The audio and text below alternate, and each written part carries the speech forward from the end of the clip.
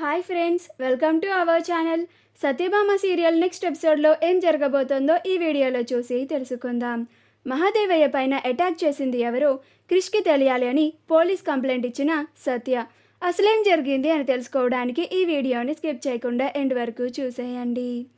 మైత్రి తిరిగి తన ఇంటికి వెళ్ళిపోవాలి అని లగేజ్ సర్దుకుంటూ ఉంటుంది. అప్పుడు హర్ష అది చూసి వెంటనే మైత్రిని నిలదీస్తూ ఉంటాడు. ఇదంతా రూమ్ బయట నుంచి నందిని అంతా వింటూ ఉంటుంది. అప్పుడు హర్ష, ఏంటి మైత్రి ఇది ఇంత సడన్గా లగేజ్ని ప్యాక్ చేస్తున్నావేంటి అని అంటాడు. అప్పుడు మైత్రి, నేను మా ఇంటికి వెళ్ళిపోవాలని నిర్ణయించుకున్నాను హర్ష అని అంటుంది. అప్పుడు హర్ష, అదేంటి మైత్రి, నువ్వు ఇది నందిని మాటలకి ఫీల్ అయ్యే చేస్తున్నావు కదా అని అంటాడు. అప్పుడు మైత్రి, లేదు హర్ష, నేను ఇంతకు ముందే మా ఇంటికి వెళ్ళిపోవాలి అని అనుకున్నాను. కానీ నేను అప్పుడు వెళ్ళిపోయి ఉంటే నువ్వు ఎక్కడ నందినిని అపార్థం చేసుకొని తన పైన ఇంకా కోపాన్ని పెంచుకొని తనని దూరం పెడతామని ఆగిపోయాను. కానీ అప్పుడు చేసిన తప్పుని ఇప్పుడు సరిదిద్దుకోవాలని ఇప్పుడు వెళ్ళిపోతున్నాను.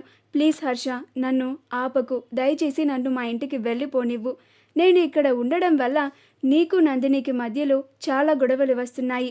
తర్వాత మీ ఇద్దరి మధ్యలో ఉన్న గొడవలకి నేనే కారణమని నన్ను బాధపడేలాగా చేయకు అని లగేజ్ని సర్దుకుంటూ ఉంటుంది. అప్పుడు హర్ష, అది కాదు మైత్రి, నా మాట విను అని బతిమిలాడుతూ ఉంటాడు. ఇదంతా నందిని చూసి హర్ష పైన కోపం తెచ్చుకుంటూ ఉంటుంది. వెళ్తున్న దాన్ని వెళ్ళనివ్వకుండా బతిమిలాడతావెందయ్య సామి అని కోపం తెచ్చుకుంటూ ఉంటుంది. అలా మైత్రి తన లగేజ్ని తీసుకొని హాల్లోకి వస్తుంది. అప్పుడు విశాలాక్షి చూసి, ఏంటమ్మా మైత్రి, ఎక్కడికి బయలుదేరావు అని అడుగుతుంది. అప్పుడు హర్ష తన ఇంటికి వెళ్ళిపోవాలనుకుంటుందంటమ్మా అని అంటాడు. అప్పుడు మైత్రి, అవునా ఆంటీ, నేను ఇప్పటికే ఇక్కడ చాలా రోజులు ఉన్నాను, ఇంక నేను ఇక్కడి నుంచి వెళ్ళిపోతాను అని అంటుంది. అప్పుడు విశాలాక్షి, ఇంత నైట్ ఒక్కదానివే ఎలా వెళ్తావమ్మా అని అంటుంది. అప్పుడు మైత్రి, నాకేం భయం లేదాంటీ, నేను వెళ్ళిపోగలను అని అక్కడి నుంచి వెళ్ళిపోతుంది. అప్పుడు హర్ష మైత్రి మైత్రి అని పిలుస్తూ ఉంటాడు. ఇదంతా చూసి నందిని కోపం తెచ్చుకుంటూ ఉంటుంది. మరుసటి రోజు ఒక చార్ట్ పేపర్ని తీసుకొని వచ్చి క్రిష్ మహాదేవయ్య చేతిలో పెట్టి, బాపు, నీ పైన మొన్న అటాక్ చేసిన వాళ్ళలో వీడు ఒకడంట. ఇది మనం పోలీసులకి ఇచ్చి దీని వెనక ఎవరున్నారో మొత్తం బయటికి వచ్చేలాగా ఎంక్వైరీ తీయించి దాన్ని చంపేద్దాం అని అంటాడు. అప్పుడు అది చూడగానే రుద్ర మహాదేవయ్య ఇద్దరు కంగారు పడుతూ టెన్షన్ పడుతూ ఉంటారు. అప్పుడు సత్య వచ్చి, నువ్వేం కంగారు పడకు క్రిష్, నేను ఆల్రెడీ ఈ ఫోటోని పోలీసులకి సెండ్ చేసేసాను. వాళ్ళు ఖచ్చితంగా మావయ్య గారి పైన అటాక్ చేసింది ఎవరో కనిపెడతానని చెప్పారు కూడా అని కావాలని మహాదేవయ్య ముందు అంటుంది. అప్పుడు రుద్ర కంగారు పడిపోతూ ఉంటాడు.